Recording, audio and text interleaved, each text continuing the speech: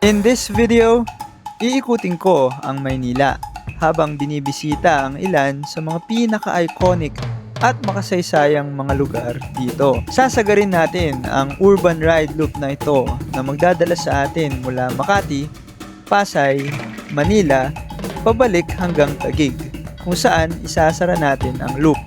Samot-saring mga pangyayari ang naganap sa araw na ito. Kaya sit back, relax, and tara, mag-ride tayo. What is off, mga kapadyak? Gandang umaga! In this ride, ikot tayo sa ilan sa mga pinaka-iconic na lugar sa Metro Manila. Tignan natin, saan naabot to? So 500. Let's go! Sarap talaga magbike sa ganito kapag ka umaga. Wala pa masyadong traffic, mga sasakyan. May ilaw pa sa Makati. Urban ride tayo. Puro tayo probinsya eh. Naigala ako na kayo. Ngayon, punta naman tayo sa Maynila. Wow, what happened here? Oh my God, may crash.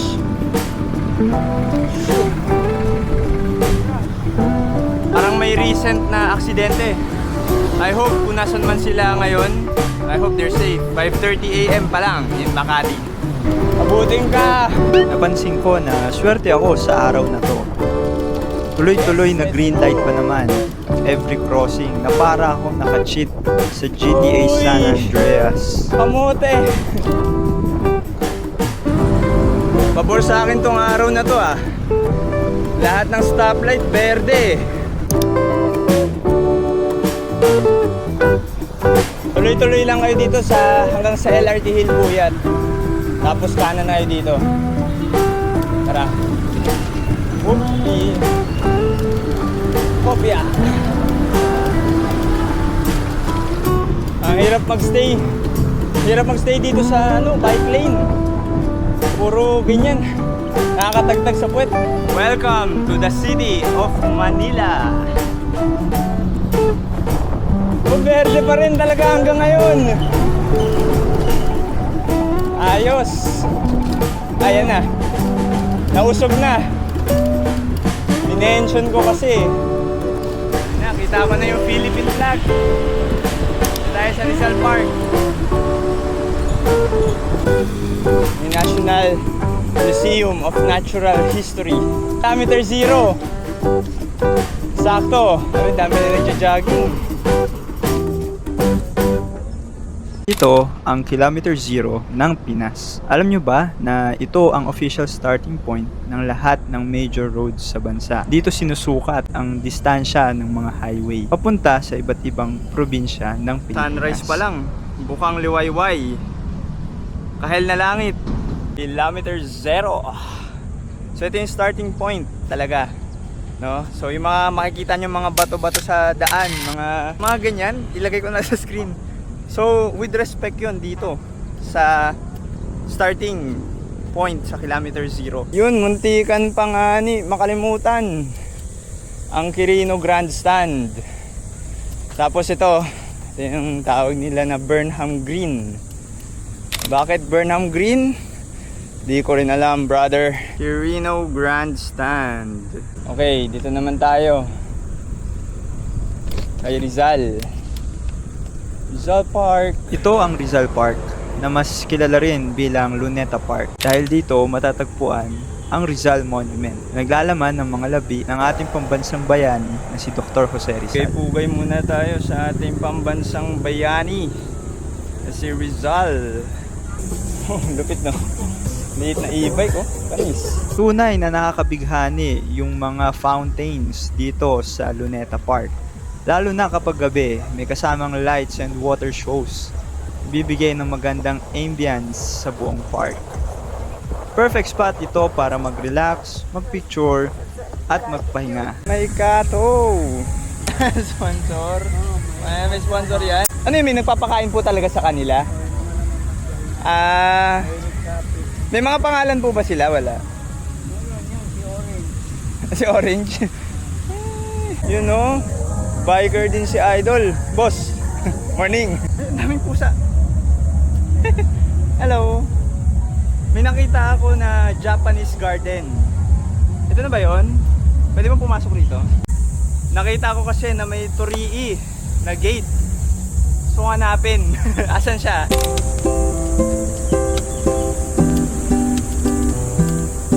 Wow.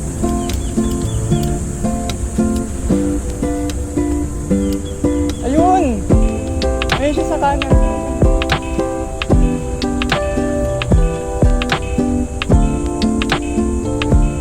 Kapag dumadaan ka sa Torii Gate, isang sign of respect ang bahagyang pagyuko o pagbow. Iniiwasan din nilang dumaan sa gitna dahil ito ay daanan ng mga Diyos o Espiritu. Yan, bawal mo din yan hawakan or sandalan. Actually, this year ko lang siya nalaman. Nagtitingin ako ng travel vlogs papunta sa Japan. Sana makapunta rin ng Japan at makapag-bike doon, no? Let's go! O, may mga nagsusumba din. Naging interesado ako dito sa statwa ni Lapu-Lapu. Apparently, regalo pala ito ng South Korea sa atin. Kasi nga, tumulong tayo noong Korean War. Statue of Sentinel of Freedom. Oh, regalo pa pala to from Korea. Ilagay ko na lang yung nabasa ko, gift from Korea, exchange something. So yun, bye-bye Lapu-Lapu. Tara, pasukin natin to. Yung nandito sa gilid. May purong museum dito eh, tara. Boss, pwedeng pumasok? Ay, sarado po, sarado. Anong oras po magbubukas, boss? Alas 9 pa daw, pinagbawalan tayo ni Kuya Gar. National Museum of Anthropology. Fine Arts ba yan? Nakapunta naman na ako doon. You guys should try it too. Ang ganda, maganda doon sa loob. Lalo na yung anthropology. Tara, punta naman tayo sa Intramuros. Let's go!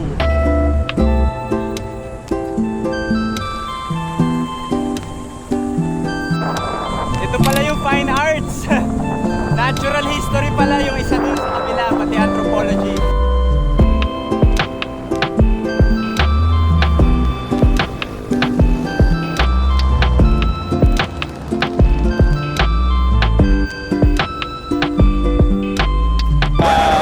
Grabe yung tama.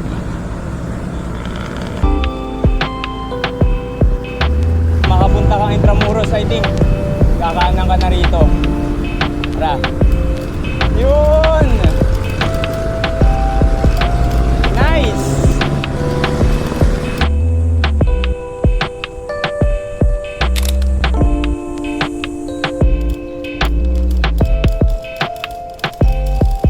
Ayan oh. Talagang nakakabighani dito yung arkitektura. Wow, arkitektura! Ano po, during the Spanish, ano ba ito eh? Spanish period, nung kinolonize tayong Philippines. So itong Intramuros pala, makikita nyo, napapalibutan siya ng walls. So ang tawag din dito is the Walled City. Para kang nasa Attack on Titan na anime.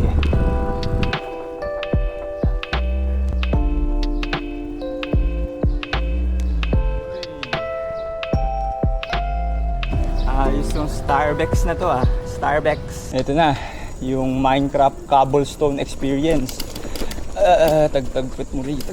Bro, yung 7-Eleven nila dito. Ganda ng color scheme. 100. Wala po. Ayun, sakto. Dumudungaw na. I think ito na yung katedral. Manila Cathedral. Tara.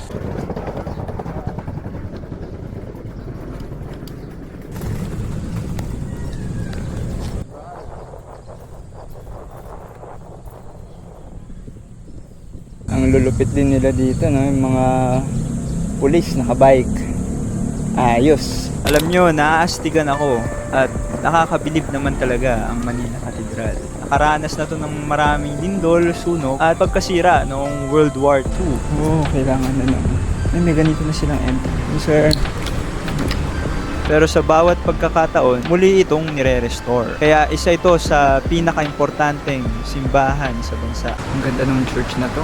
To think na sobrang dami yung pinagdaanan na, no? Tapos, I think na-rebuild na lang siya after ng World War II. So, ayun. Ganda.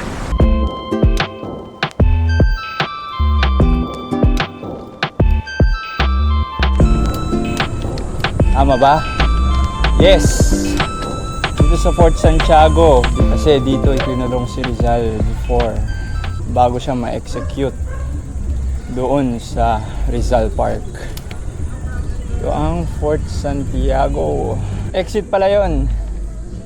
Dito tayo sa entrance. Hello, good morning. Isa lang. Pwede naman po ipasok yung bike. Okay. Ito po. Wala pa masyadong tao.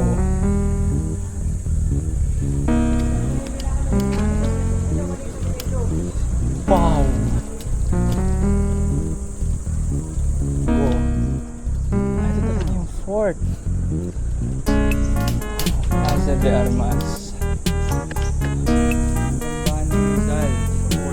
Baluarte de Santa Barbara. Rebuilt in volcanic tuff. This shit tough, gang. Yo. Ito na yung Pasig River.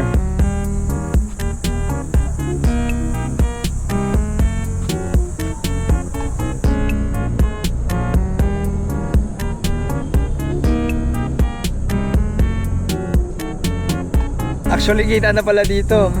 Yan yung Esplanade, oh. Tapos ito na yung Intramuros Binondo Bridge. Diyan tayo next. Let's go. Oh, what happened to your arm, brother? Meron din ditong Lego Education Center. Ito puro Lego siya. Bawal hawakan. So, Dito nila ni-recreate yung mga historical places sa Pilipinas to Legos. masikip. Sana mapuntahan ko yan sa August. Campanerio de Dumaguete. Gusto nyo mag-ensayo? Tara dito. 8%. Whoop! Yo!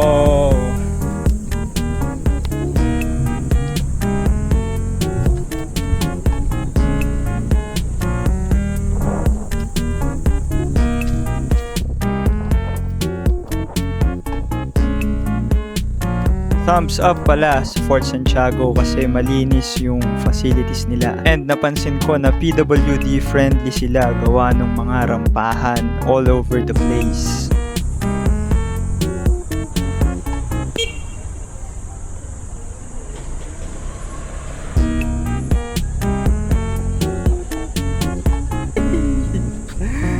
Tara, punta na tayo sa Binondogs. Binondo, let's go! Yung kalesa, oh. Dito mga kabayo. This way to Binondo. Ito na yung Esplanade. Aba, may paganito na sila. May palablak na rito ha, sa Esplanade. Let us go. Isoge, isoge, isoge. China Aid Bridge Project. Let's go! Pabinondo na! Tara!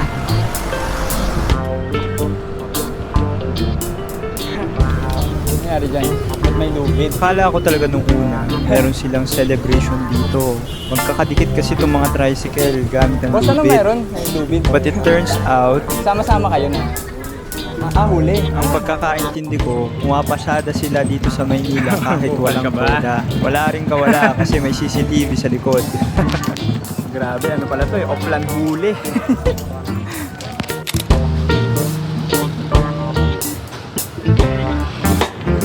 Ayun, dito tayo sa Ying Ying Tea House. Hindi na niya kaya mag-record. Lobat. Yun. Tara, kain muna tayo. Tara, continue ride na tayo. Daanan natin yung Binondo, yung arko nila. Ayun na siya, oh. Ganda.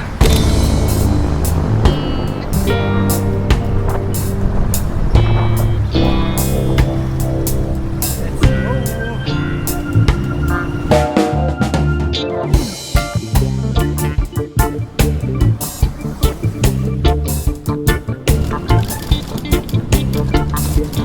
Ayun yung Fort Santiago. Diyan tayo galing kanina. Anong puno to? Di ko alam kung anong puno yan. Ang ganda ng kulay, pula. Ito yung part na medyo naligaw ako. Kabahayan na yata itong mga napasok ko sa Maynila. Ito yung lugar na kahit mainit, masikip, at sobrang daming tao, makikita mo pa rin yung kasiyahan sa mukha nila. Nakalabas pa rin naman ako. Oo, Pia. Hindi ko na alam yung saan ang daan. Hindi ako pamilyar sa Maynila. Sa Maynila, bahala ka na eh. Sige, una ka, boss. Bahala ka sa buhay mo dito. Walang stoplight. I think dito na yon para makabalik ng Pamoa. Medyo umiinit-init na. It's currently 9 AM. No? Naiwan ko rin yung neck gaiter ko. Nag-check ako ng Google Maps. Lampas na naman ako. Kaya mag-u-turn na tayo dito. Tara. Wop. Okay. Let's go. Tay, gandang umaga po, tatay.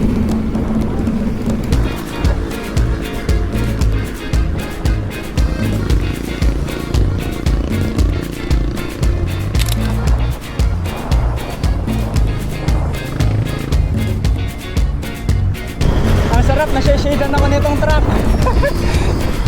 Huwag lang mag-stoplight. Oh no. Wala na yung shade.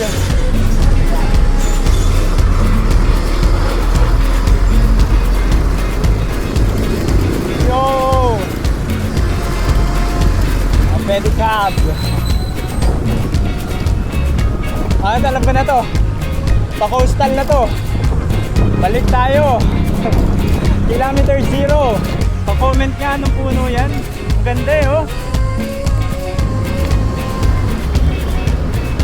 Tayo sa Dolomite Beach. Tignan natin. Never pa ako nakakapunta rito eh. May entrance fee ba? Hindi pala pwede bike.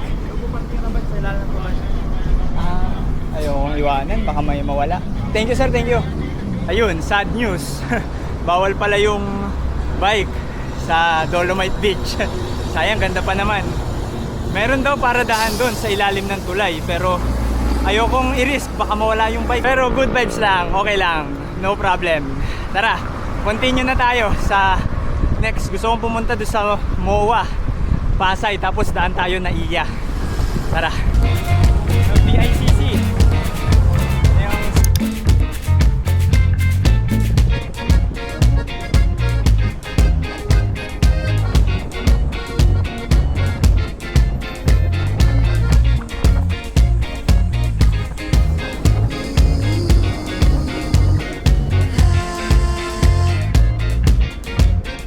Yan na yung MOA Globe. Tara. Ikot lang tayo dyan, U-turn. Madalas na meet up point ng mga cyclists, runners at iba't ibang communities ang MOA Globe. Pag sinabi mong kita tayo sa MOA, alam na ng mga taga Metro Manila. Medyo kung mainit-init na. Nakikita ko na ulit yung mga heat haze. Pakainit. Yo, ano yun? Yung silver statue, parang meron ganyan din sa Mega Mall Ortigas, yung nakatingin sa Orasan. Ito parang nag-domain expansion eh. Kung hanap mo ay away sa kalsada, bumaybay ka dito sa Taft Avenue. Tayo daan sa kanan. Pa Aurora Boulevard. Sa wakas, lilong. Hindi mainit. So tuloy-tuloy lang natin to. Papadpad tayo sa BGC. BGCish. Ayos, pabor sa atin yung direksyon ng araw. Kaliwa tayo dito. Tara. Hoy! Yes, malilong pa din. Woo! Naliligaw ba ako? Yes, tuloy-tuloy lang. Lapit na tayo sa Naiya. Sundan natin itong mga to. Ito ba yung daan? Yan. Laking pasasalamat ko dahil nakasilong ako from Aurora Boulevard hanggang dito. Mas mabilis kasing makaubos ng energy kapag nakatutok sa'yo ang sinag ng araw. Pero huwag kayong magalala kasi maghahabagat season na. Yan, Bonifacio. Tuloy-tuloy lang. Woo!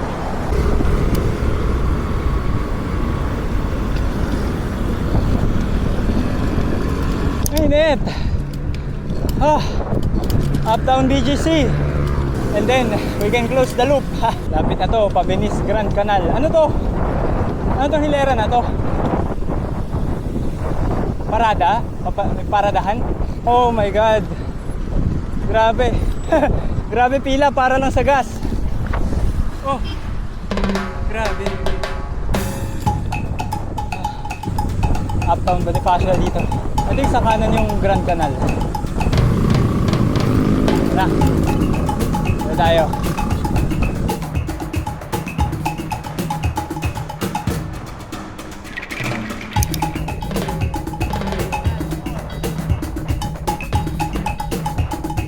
Dito tayo sa McKinley.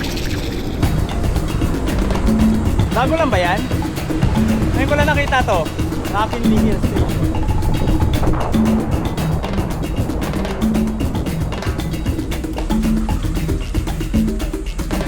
Bye, McKinley Hill. Bye-bye. Tara, C5 na tayo. Let's G, brothers. Ay, thank you, thank you.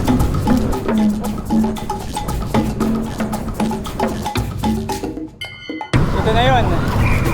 Yung bridge. May bridge tayo dito. Tara.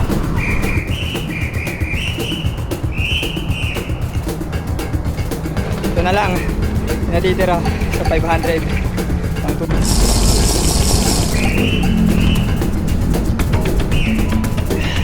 Grabe yung init, parusa.